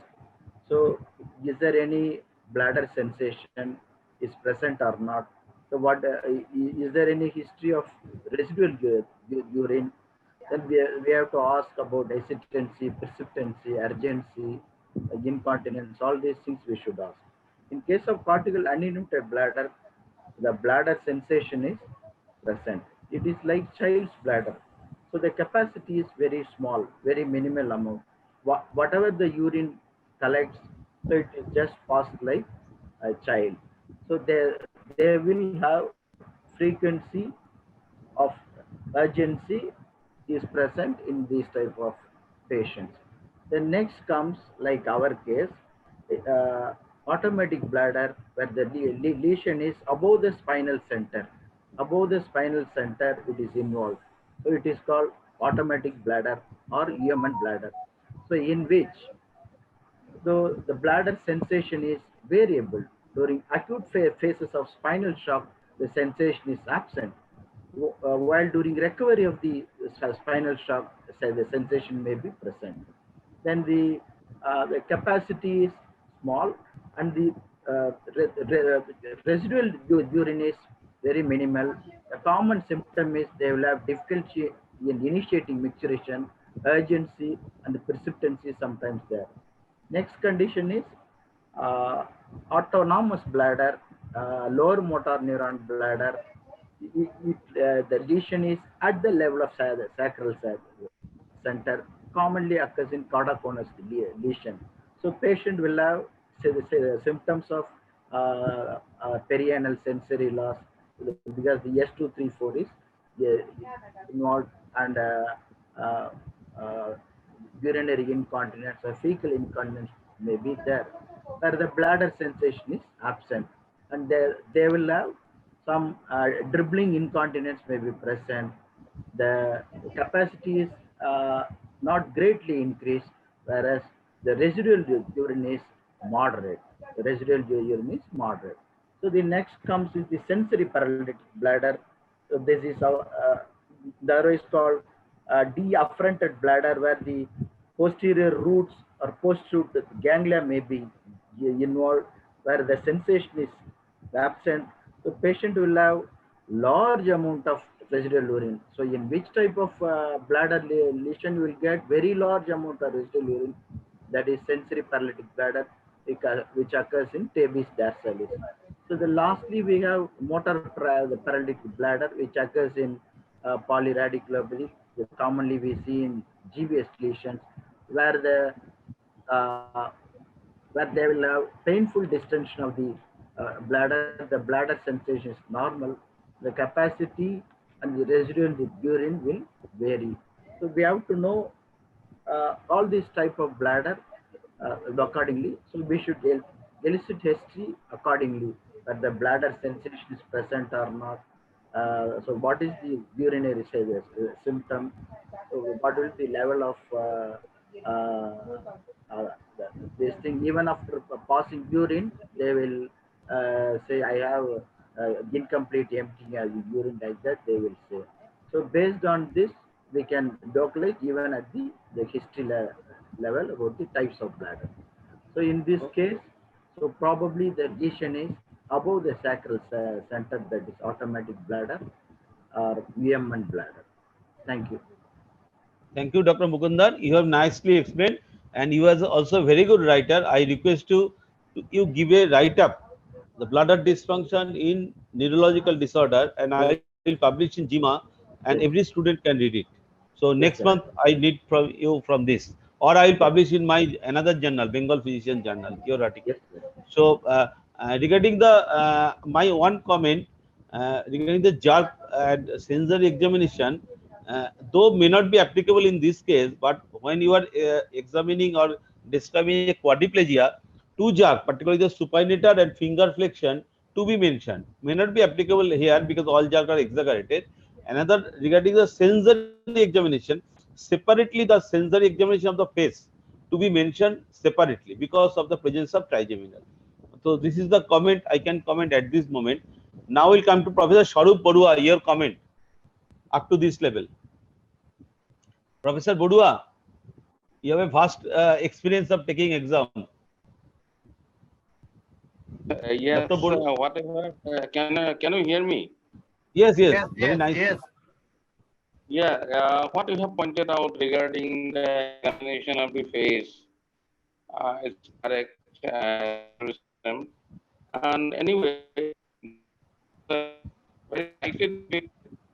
though not in a format we in a writing examinations. Okay, because reflexes, some people write motor, sensory, then reflexes, because reflexes say they got a both sensory and motor element. Anyway, now we are landed up with a spastic quadriparesis with an optic neuritis. Let's go for the differential diagnosis with bladder bowel involvement and spastic sensory bladder bowel involvement as well as optic neuritis, optic head. So now let's go for the differential diagnosis. So Bhashar, Yes, just sir. you tell me one question, because I mentioned the supinator jerk is very important to explain or to describe why we are dealing a quadriparesis case. Why? Sir, in case of, there may be inversion of the reflexes involved. For example, if a lesion is in the C5, C6 region, the supinator jerk, there may be inversion of the supinator jerk, which can pinpoint a lesion in the region of C5, C6. Supinator by C5 and C6. Yes, sir. The arm, the flexion is C5 and Yes, sir. finger movement by C6. Movement is C6. So, yes, so if there is lesion at the C5, the arm flexion, this part will be lost, but finger flexion will be exaggerated. Yes, sir. Okay, so this is called inversion of the supinator. That means one component is lost and other component is exaggerated. That is called inversion of supinator. So yes, inversion means lesion at the C5, not C5, C6, lesion at the C5. This is the importance. So now we proceed. Dr. Rai, may he proceed? Professor Rai and Professor Pal. Yes. Professor Rai and Professor Pal. Professor Giridhari Kaur is here. Professor Bhaskar Ghosh is here. And Professor Make Patrai them is co-host. here. And Make them co-host. We'll make them already co-host if you ask them for any Make them comment, co-host. Okay. Professor before- Parthurai, Bhaskar Ghosh, Yeah. and Giridhari Kaur are there. all will take their opinion. Okay. Thank you. I think Bhaskar, Yes, sir. Orko is there. Orko. Yes, sir. Oh, there is a question in the chat box. Why you use 128 hertz in vibration sensation? There is a question by somebody. Sir, much more finer frequencies are difficult to be picked up by the peripheral nervous system. So, of course, more coarser one is selected. Coarser one is selected, number one. I agree fully with you. Number Yes, two, sir. whatever you do with the 128 frequency, you cannot keep it for more than 10 to 15 seconds. So you need a shorter duration Yes, to get the perception. So as soon as you do it, one is this is the more peripherally you go, you have to pick up these things. So the lesser number of frequency is necessary. That is the reason for using. Okay. He has also asked another thing. Can you again explain the cruciate hemiplegia? What you were actually telling? Yes, Again, sir. just tell two lines and finish. It is nothing but it is the differential decussation of the pyramidal tract. What happens, if this is the brainstem, if we can imagine the brainstem over here, if I could draw, it would have been good. So, however, if at a level, the fibers for the hands, they decussate proximally. So, at a point, the proximal fibers, the hand fibers have already decussated. However, the leg fibers haven't decussated at that point, and they are decussating a bit more distant. So what happens if at that point where the hand fibers have already decussated but the leg fibers have not, at that point if there is some compression, so what happens? The hand fibers of the opposite side gets affected and the leg fibers of the same side gets affected. That's why there is cruciate paralysis, cruciate pattern of paralysis. Very good. Yes. One side already crossed, another side not crossed. Yes. The lesion at this level. Okay. Bhaskar, you proceed. Good evening. Am I audible? I am Dr. Giridhari. Yes, sir. Yes, sir. Most welcome, sir. So one thing about the vibration. So we use 128 because the vibration sense is such that lower the frequency, it is better felt. Yes. And Yes. auditory sensation, higher the frequency, it is better heard. Yes. So as we go for testing of hearing, we go for a higher frequency like 556 or like that. And for vibration sense, as it is for this to feel, this is a perception, but this is a vibratory perception. It is the lower frequency. So lower the frequency, it is better felt. Higher the frequency, it is better heard. So we use 128. And about Dr. Roy, you just mentioned about the crossed hemiplegia. Now, crossed hemiplegia, as I understand, is when there is a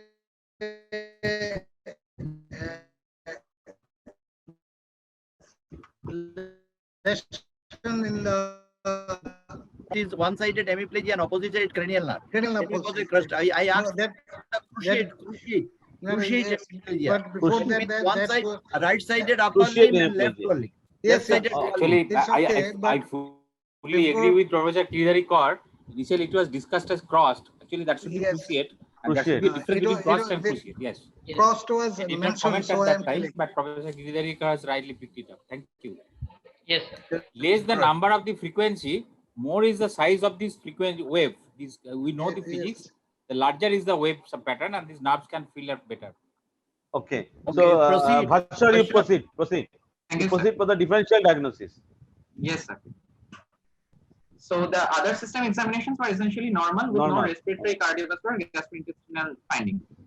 So summarizing again, sir, the general examination of the patient was unremarkable. On neurological examination, the patient was found to have normal sensorium with no meningeal signs and symmetric spastic quadriparesis and loss of all modalities of sensation in limbs and trunk from the middle of neck downwards. All her deep tendon reflexes were exaggerated and her plantar responses were extensive bilaterally. She had decreased visual acuity in both eyes, but the right was more affected than the left. No RAPD was present and no evidence of other cranial nerve palsies were found.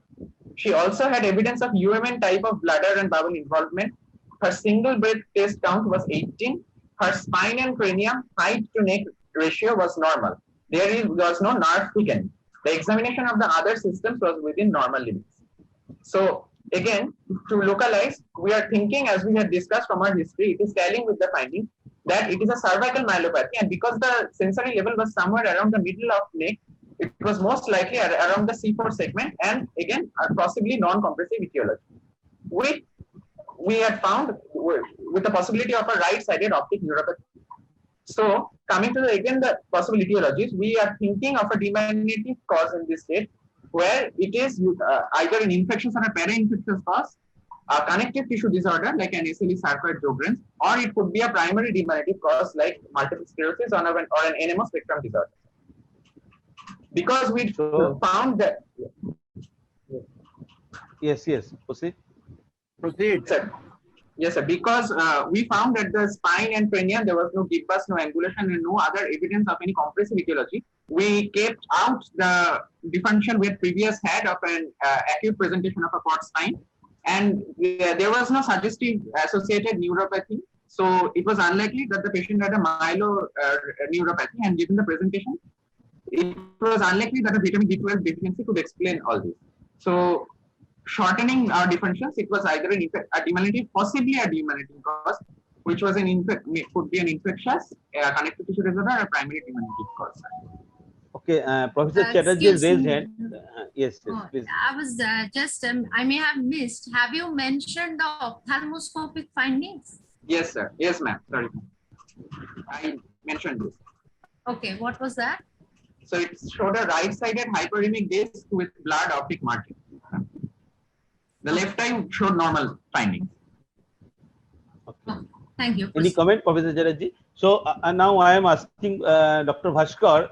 Now we explain what are the features for the foramen magnum lesion, what are the features for the upper cord lesion, what are the features for the C5 lesion, what are the features for the C7 lesion, what are the features for the C8 lesion. Just very brief, you tell. This is very important for cervical myelopathy. Foramen magnum. What are the special character of the foramen magnum? Yes, sir. So in the region of foramen magnum, it is a high cervical cord lesion. So along with the findings I described, there is usually a presence of a downbeating nystagmus. There may be cerebellar ataxia present. There may be papilledema present due to increased intracranial hypertension. Sir. Very good. And also, the other findings like, sir, the lower cranial pulses like 9, 10, 11, 12, the balaclava pattern of facial. Very good. Very good. If there is lesion at the C5, if there is lesion at the C5. Yes, sir. If there is lesion at the C5, then we will find element features. At the biceps jerk will be absent, sir. There will be there may be atrophy of the biceps muscle, and below that, above that, all the findings will be normal. And below the C5 level, starting from C6, that is from the middle finger to the medial side of hand, and below trunk and in the lower limbs, we will find features of human palsies. That is exaggerated reflexes, spastic weakness, upwards extensor bilateral plantar responses. Biceps absent, tricep exaggerated, and inversion of the supinator. And inversion of the supinator. What is the C7? What is the character of the C7? Sir, in C7 lesions, usually there may be atrophy of the hand muscles provided, and there can be there is spastic paralysis again from C8. That is common. No, that is common for all. Yes, especially triceps will be lost, biceps will be normal, biceps will be normal, and finger flexion will be exaggerated. Yes, because this is by C8T1. Yes. Finger flexion will be there, tricep will be absent, and in this area, biceps will be normal. What happens in case of lesion at the C8T1? In lesions of the C8T1, sir, we will get mild numbness in the medial side of hand. Of the arm. We might, and below that, we will get spastic weakness. No, that is common for all. Now the finger flexion will be lost, but triceps and biceps will remain. Yes, sir. See, finger flexion by C8T1. Yes, sir. Biceps by C5C6. Biceps and supinator by C5C6. Triceps by C6C7. C6C7. Yes, sir. So finger flexion will be lost. Finger Yes, sir, the flexion thing- loss, biceps triceps normal, and Normal, lower sir. limb exaggerated. This is the Yes, sir. picture. Yes. So now we are coming very important issue in cervical myelopathy, and there is a craniovertebral anomaly. Professor Chatterjee, can you? This is a very important issue, and not we are not much aware. So, and last year, Dr. Mukundan has written a very nice article in Progressive Medicine. Now, I request Professor Chatterjee, you give brief overview of how and when we suspect the craniovertebral anomaly. Share your We- slide. Yes. It is with Bhashar or separately? No, it is not with him. Is it visible? Okay, Bhashar. No, slide not visible. Now, it is the same slide of the Bhashar. No, It is no. okay. It is okay. It's okay. What Start. is it? Is it Visible. visible? Visible. Yes, Visible, you but make it a big, make large. it a large screen. Yes, it is visible. Yes, yes, it is Yes, visible. now. Yes. actually it is late, very late, and I'll be very brief. I will just be pointing out what the students should read out. I don't want to go into much details. Now, this is the picture of the craniovertebral junction, which is made up of the occipital bone, and here is the cross section of the foramen magnum. The first cervical vertebra, which is called the atlas, and the second cervical vertebra, which is the axis. Now, the odontoid process protrudes into the atlas and is held together by a transverse ligament. Now, disease processes involving this area will have effects on very important neural structures that are coming out of the cranium and into the vertebral canal, as well as there will be effects on the important vascular structures, even part of a cerebellar tonsil or CSF spaces. Now, I will just name a few common skeletal craniovertebral anomalies. They are basilar invagination, platybasia, malformations of the atlas, Klippel-Field anomaly, and atlanto-occipital dislocation. There can be neuron anomalies as well. I won't go into the details, just the names, the Arnold-Chiari malformations, syringomyelia, Dandy-Walker complex, etc. Now, the symptoms that happen are either due to compression of the neural tissue directly or due to compromise of the blood supply or a combination.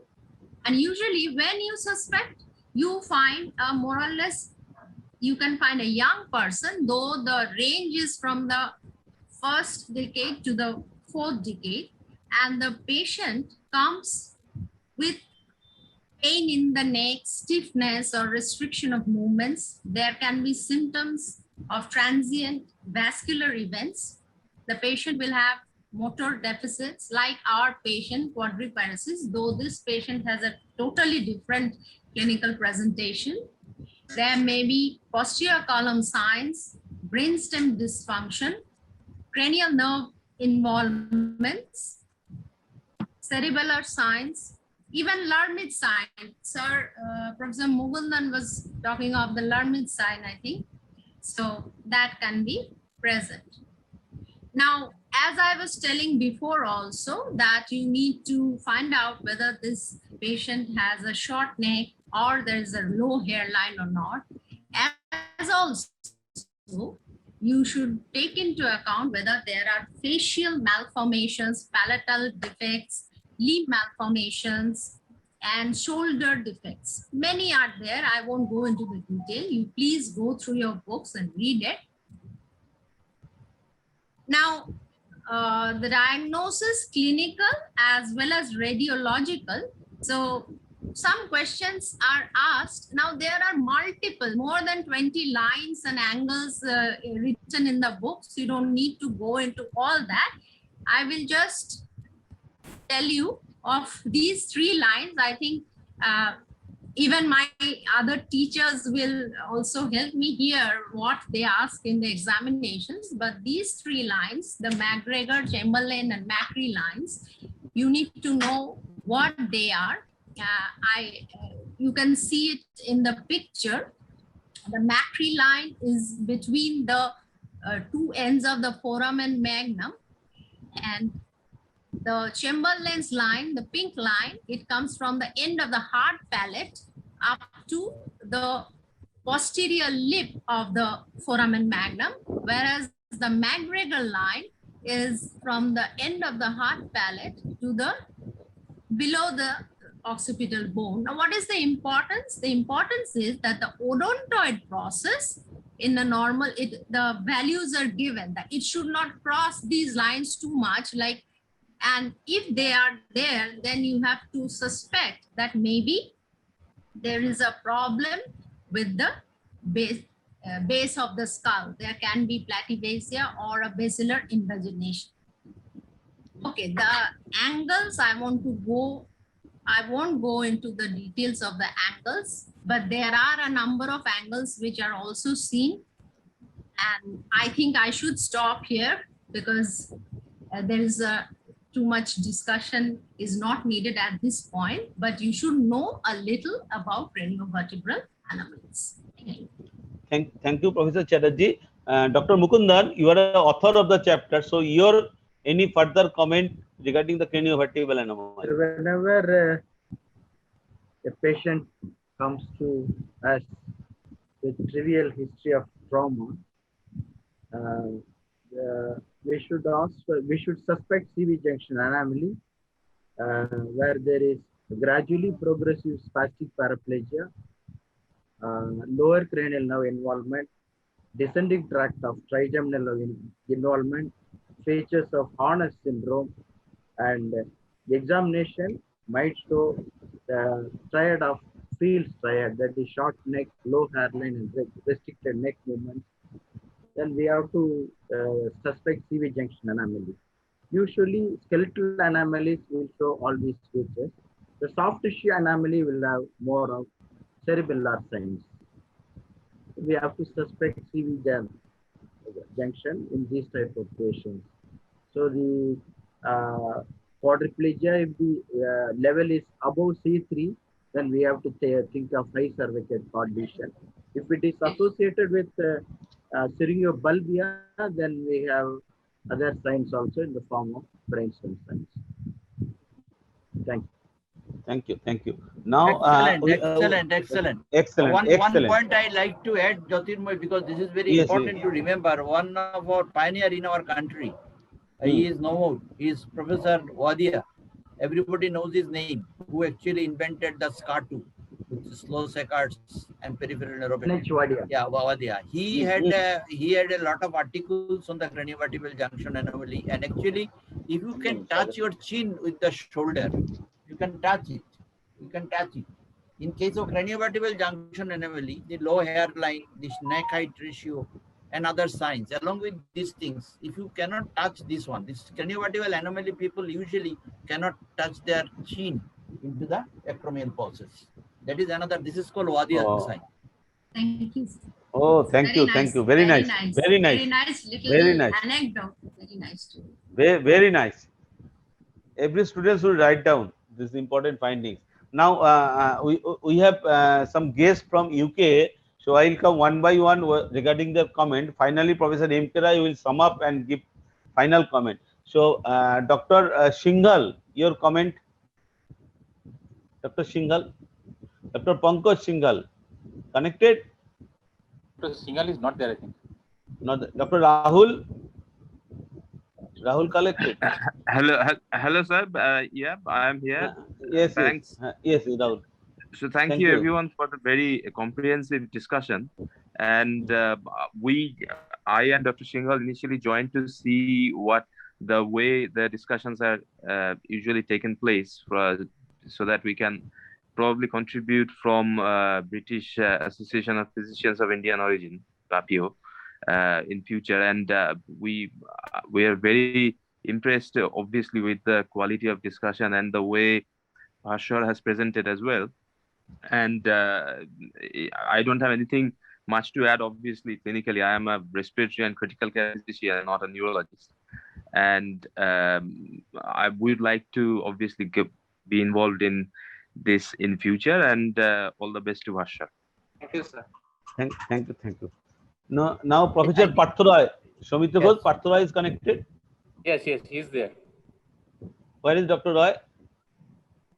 হ্যাঁ আমি আছি বাংলায় বলবো না ইংরেজিতে বলবো English all not Bengali ইংরেজিতে বলো শর্ট কমেন্ট করো পার্থ কিরকম হচ্ছে আমাদের how we are doing. Oh right, so you don't want me to comment on the case. Oh, I thought I was going to give a neurologist's opinion. Right. No, you give both the opinion, you give all the opinions, whatever you like, you add in a short time. Okay. Medical, non-medical, whatever may be. All right. Okay. Well, my respects to Professor Mrinal Rai, Professor Mukundan, Jyotirmoy, and all my colleagues and contemporaries, as well as my juniors. I am extremely impressed by the quality of discussions I've been hearing through the entire Corona period. Particularly if you ask me to comment upon these two last sessions on paraplegia and quadriplegia, I left India in 1994, and I just went back to give an exam in GB Pant and in NIMHANS for my DNB in neurology. I can definitely assure that the quality of discussions exhibited by Bhashar this week, and last week it was the lady Manali, is exemplary. And I think they have had the stamina and the perseverance and the knowledge depth to be able to counter stalwarts like Professor Jyotirmoy Pal and Professor Mrinal Rai, Professor Mukundan, Professor Chatterjee, and Professor Barua and Professor Kaur. So I'm really impressed by the standards of academics. And I think hats off to the organizers, Professor Soumitra Ghosh and Professor Jyotirmoy Pal, for leading all this through the API West Bengal branch. It has really been a shining showcase for all of India. And I wish I had all these privileges, and I would never have left India for 30 years if the neurology was available like this, at this level, when I was, leaving it because there were no DM seats at that time for me. Right, so we should continue with this. You are an eminent neurologist. From the neurological point of view, please encourage our PGT Bhashar with your few words on neurological aspect of this case. And your few tips on this case. Yes. Okay. Yes, I've been taking notes as I do in Queen Square in the grand rounds. First of all, Bhashar, I'd like to ask you that this patient had 5 months ago from the onset of the weakness, an episode of fever, headache, and double vision on right lateral gaze, for which he went on to ATD since January 2021 and was poorly compliant. Now, and then there was this right eye problem, and then was the paraplegia. You did not elaborate very much on that initial illness because we don't have the diagnosis as yet. But what was that episode? Was it a case of bilateral optic neuritis? Why was there fever? Why was there headache? I was just inquisitive for the signs and the symptoms and the therapeutic deduction at the time to lead to the diagnosis of tuberculosis. That's one. The second thing I'd like to talk about is basically when you talked about the right eye getting better after 2 months, the blurring of vision, was it sort of a gaze palsy, INO type thing, or was it optic neuritis? I know you have shown us afterwards there is bilateral optic neuritis, haven't you? 6/9 and 6/18, with the right eye showing evidence of papillitis possibly. So that was my concept there. On the way, I picked up a clue from Professor Jyotirmoy Pal about the false localizing sign in the cervical region. I don't know the answer to that, so I would like to know about that. And we are very much into genetics in neurology. So I think family history was never taken in this patient. I'm not saying it's contributory, but I think we should make it routine practice because genes and neurogenetics and genetics across the board has come up big time. So we have to, but where is the, thank you very much. Apologies. I missed that. Thank you very much. I appreciate yes, so I think issues raised by Professor Rai. because this very important question has been raised, whether it has any connection with the past history of tubercular meningitis and treated possibly, insufficiently. So whether it can be a direct complication of that, or it is a different disease, just as a coincidence. So very important question, sir. And craniovertebral anomaly was a good revision because Professor Mukundan has given us a good video on the GMA online, and I have enjoyed attending it as well as hearing him firsthand. It's a very complicated area, but it's come of age. And so anyway, all I can say is I think we are doing very well, and I think all deserve a pat on our back, but we must keep the flag flying even higher. And I think our postgraduates have a lot to teach me, and I would love to work with you and learn with you. So good luck, and thank you for letting me speak. Thank you, Partha. Thank you for your excellent comment.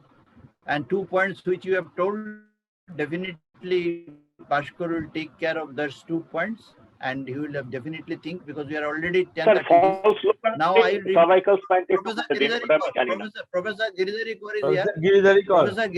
is here. Giridhari Kaur, Soumitra connected? Yes, Professor Professor Giridhari Kaur is connected. Yes. Professor Giridhari Kaur, please comment, give us some encouragement to the students. No, it's a very nice presentation. I should say quite elaborate and exhaustive. So ultimately my question is, what is the final diagnosis? What is your final diagnosis? Sir, can I go through the investigations before? No. The investigation is not required. Or is it? No. Okay. Here we will discuss only the clinical part. So, okay, sir. So from the history and examination, I would like to keep my diagnosis as a transverse myelitis involving possibly the C4 level of the cervical cord. Obviously, it is a non-compressive etiology, and we were suspecting a demyelinating lesion, which can either be, usually in this case, I would like to keep a tubercular etiology in the first hand and keep demyelination syndromes, both primary and secondary etiologies, as another differential. And the patient was not complicated with any bed source or any pressure source. So it is a transverse myelitis involving the C3 level of the spinal cord, possibly due to tubercular etiology, and not complicated by any bed source. But I would like to investigate my case further to reach final diagnosis. So patient initially was quadriplegic, then the plateau phase has come, now patient is improving, or spasticity is coming back. I think this is the history. Yes. So initially patient was in a shock stage. Now Yes, recovery. Okay. Yes, sir. Now, Professor Soumitra Ghosh, your comment? So I think Professor Rai was in correct tone that it has to be concluded soon. So I think this next part, this remaining part of the story is better untold by Dr. Let him proceed with the investigation. Proceed with the investigation. Yes. So proceed. Now proceed for the investigation. Sir, in the previous set of investigations which we received from the patient in January, all her routine blood parameters were within normal limits, except the ESR CRP values were raised to a certain extent. And the pre-existing report that we found also showed that there was a lymphocytic pleocytosis in the CSF with a raised protein count and the lower glucose levels. And there was the CBNet of the CSF was positive for MTB, where she was started on ATB. The MRI brain findings further corroborated the CSF findings, where it showed sulcal and leptomeningeal enhancement with a possible enhancing granuloma in right superior cerebellar peduncle region. Unfortunately, we did not have access to the previous plate. In our setup, again, the findings, the routine blood parameters corroborated with the previous reports that the patient had undergone outside. And the ESR reports were again a bit raised, but apart from that, the patient was not immunocompromised in any way. And the other routine blood parameters, including the CBC, LFT, urea creatinine, and sodium potassium, were within normal limits. The CSF, we repeated the CSF sample here, and it showed again a lymphocytic pleocytosis, albeit with a slightly decreased count than the previous report. but the protein levels were still elevated and the glucose levels were still decreased, but the CB-net as of now was not detected. The immunological profile of the patient was within normal limits, showing no evidence of SLE, sarcoid, or Sjogren or syphilis. So we proceeded for a neuroimaging, and because we wanted a picture of the cervical cord, we concentrated there, and it showed demyelinating lesions suggestive of demyelination in around the C3 to C5 levels of the cord. Here we have the axial section showing the contrast enhancement. So it showed hyperintensities in cervical cord from C3 to C5 levels, showing contrast enhancement, and they provided a report of a query demyelinating lesion with leptomeningeal enhancement, which was still there from previously. The MRI brain was also essentially normal, but it showed mild leptomeningeal enhancement, but it was not very much appreciable. But the report showed that there was some kind of enhancement. We further, because we suspected an optic neuropathy, we further went for a visual evoked potentials of both the eyes, and there was mildly increased P100 latencies of both the eyes when the right eye was affected more than the left eye. The chest X-ray was essentially normal. And the other investigations, we went for a sputum CB-net, which was also negative. The USG abdomen was inconclusive. The CSF for OCB showed a positive result, but it was a very non-specific finding in our case. The serum, we also suspected an NMO spectrum disorder, and we sent for an anti-aquaporin 4 and an anti-MOG antibody, which was negative. And obviously, in the present condition, we should always, irrespective of the patient involved, exclude COVID-19, which was done. So finally, where did we stand? We had a patient with cervical transverse myelitis with optic neuropathy in a patient of pre-existing meningeal tuberculosis. So after investigations, it could be either tubercular demyelination or a primary demyelination disorder. However, in considering the circumstantial evidence where the patient had a pre-existing history of tuberculosis and she was poorly compliant on ATD, and the CSA showed increased levels of protein with an increased pyocytosis, which was mainly lymphocytic. When we thought that it was likely that a tubercular etiology would be kept above a primary demyelination disorder. Having said that, it is also possible that the patient can have a concurrent primary demyelination disorder, and for that we will have to keep a lookout for the patient in future and reassess the patient whether she's improving on therapy on ATD and steroids as the patient was given, and whether subsequently the patient again has a subsequent attack which cannot be connected somehow to an attack of tuberculosis, and which can possibly lead to us to a possible diagnosis of primary demyelination in the future. So we went for, we reviewed the literature that was present, and LATM, that's in tuberculosis, is a recognized, albeit a very rare phenomenon, where sir, as respectfully had already elucidated, how it is an autoimmune response to an tubercular protein. But surprisingly enough, there was also reported cases where an tubercular LATM may have been related to an NMO spectrum disorder. And some of these patients were found to have anti-aquaporin water channel protein antibodies, anti-MOG antibodies in a few patients on follow-up studies. So for now, still considering the clinical imaging results, I would still like to keep a tubercular etiology in my patient. And so the patient was continued on ATD and concurrent administration of steroids were given. Regular physiotherapy was done. Daily inspection for pressure source and water mattress was provided. And on subsequent monitoring, the patient is still in our admission, but her weakness and vision has improved from her previous status. And she is still in admission, and we are going to follow up on the patient regularly. Thank you. Thank you.